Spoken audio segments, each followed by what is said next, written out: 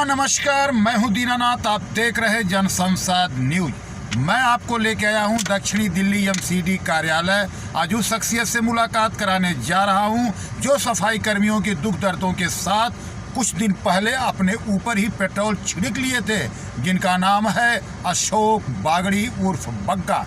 जी हाँ, दिल्ली प्रदेश वाल्मीकि मजदूर संघ के वरिष्ठ उपाध्यक्ष भी हैं। आज हम उनसे जानना भी चाहेंगे कि एमसीडी के आला अधिकारियों द्वारा क्या होती है उचित कार्रवाई, जो ये लोग सफाई कर्मियों से कहीं ना कहीं ले लेते हैं घूस। उचित कार्रवाई के नाम से घूस, पूरी पोल खुलते आपको दिखेगी अशोक बागड़ी द्वारा। तो जी हाँ, ध्यान से सुने अशोक बागड़ी उर्फ बग्गा को। दिल्ली सरकार ने और केंद्र सरकार ने ये आदेश किए थे, जो सफाई कर्मचारी जो बॉर्डर पार से ड्यूटी करने आता है जी, और वो किसी कारणवश नहीं आ पा रहा, क्यों ऑलरेडी बॉर्डर सील कर दिए गए थे जी बिल्कुल, और वहाँ से आना जाना बिल्कुल बंद हो चुका था। तो कुछ ऐसे भ्रष्ट एएसआई या एसजी हमारी जोनल कार्यालय में है, जो वार्डों में तैनात है, जिन्होंने उन सफाई कर्मचारियों को जिनकी एज 50 जो बॉर्डर पार से आते थे, उनकी सैलरी बनाने के वाजब में घूस बहुत मोटी घूस ली, पैसा लिया, किसी से 8,000 किसी से 10,000, लेकिन बाद में उनकी सैलरी भी नहीं बनाई गई और वो कर्मचारी ऐसा का ऐसा वहाँ पर जूझ रहा है। तो आपका कहने का मतलब है जो यहाँ के अधिकारी हैं उन्होंने सफाई कर्मचारी से पैसे मांगे सैलरी देने के बदले? हाँ जी।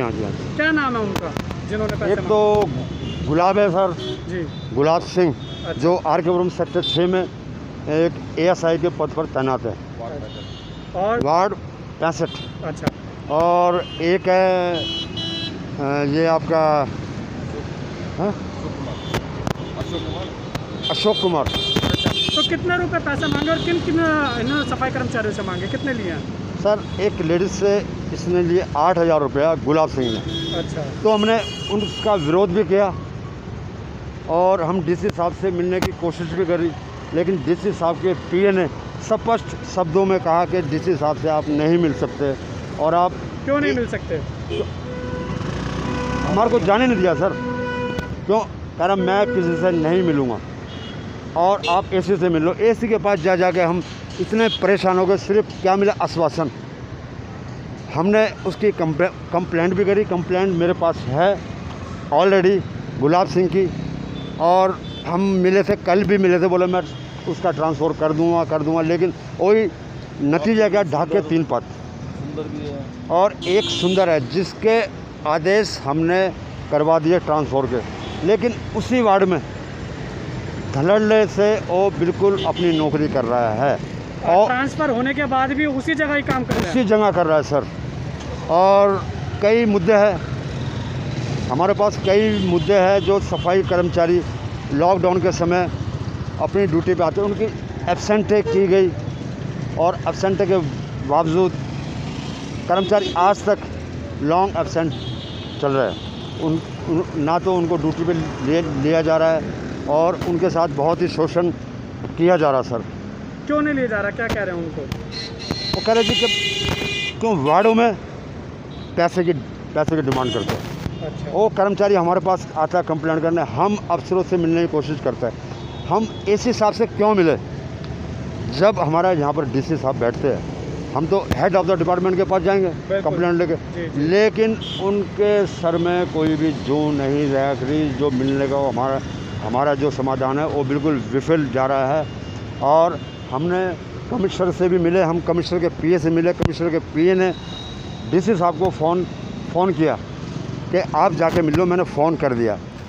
फिर मैं हमारे ये दिल्ली प्रदेश वाल्मीकि संघ के मिस्टर कमल है, जो हमारे वर्किंग प्रेसिडेंट यानी कार्रवाई अध्यक्ष के पद पर यहाँ पर काम कर रहे हैं, हम दोनों वहाँ पर गए और दोनों मिलने के लिए हमने अपना विजिटिंग कार्ड दिया।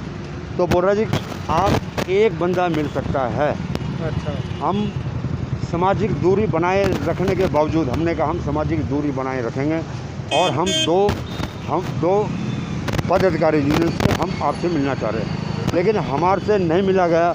और फिर उन्होंने बुलाया हमारे को वही आश्वासन दिया कि आपका काम हो जाएगा, लेकिन आज तक काम जो का तू अटका तो हुआ। आपका कहने का मतलब है कि वाल्मीकि समाज के लोग जो सफाई कर्मचारी हैं वो उनको प्रताड़ित किया जा रहा है, प्रताड़ित किया जा रहा है सर, ऑफिसर्स द्वारा, सरेआम सर, और रिश्वत मांगी जा रही है, घूस मांगी जा रही है, घूस मांगी जा रही है, कार्रवाई नहीं हो रही हाँ। है। और जो आला अधिकारी है जी, वो तो हमारी बात सुनने के लिए बिल्कुल तैयार नहीं है सर।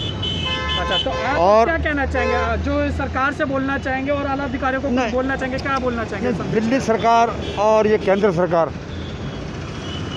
हमारी कोई हेल्प नहीं कर रही, सफाई कर्मचारी की कोई हेल्प नहीं कर रही। हमारे को यही नहीं पता कि हम दिल्ली सरकार के में आते हैं या केंद्र सरकार, हम तो बीच में, हम दिल्ली सरकार के पास जाते हैं तो बोले जी आप केंद्र सरकार के पास जाओ, और केंद्र सरकार वाले आप दिल्ली में काम कर रहे हो, आप दिल्ली सरकार में जाओ।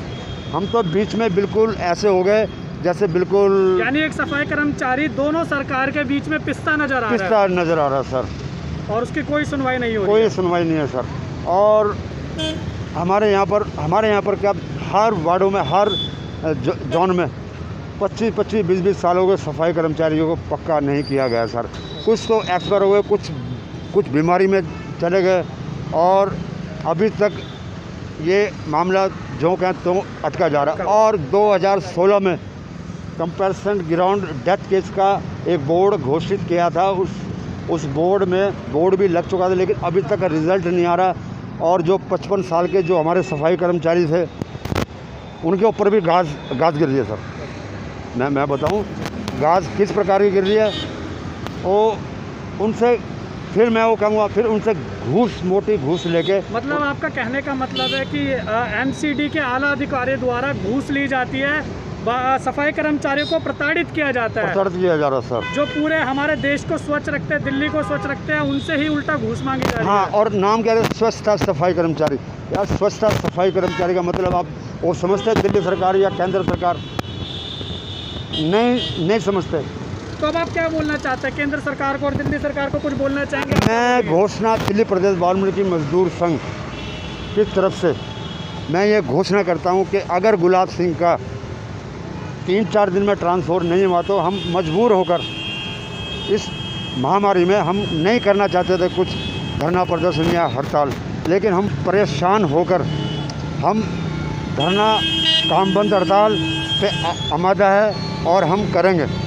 कहना क्या है कि अभी जो कर्मचारी जो समस्याओं से ग्रस्त है, वो अधिकतर समस्याओं से ग्रस्त जो है अपने एसजी, अपने एएसआई और एसआई के माध्यम से ही ग्रस्त हैं। क्योंकि कोई अभी जैसे लॉकडाउन था तो कुछ लोग दिल्ली से बाहर भी रहते थे, उन्हें आने नहीं दिया गया। जब लॉकडाउन में बॉर्डर सील कर दिया तो कैसे आ पाएंगे।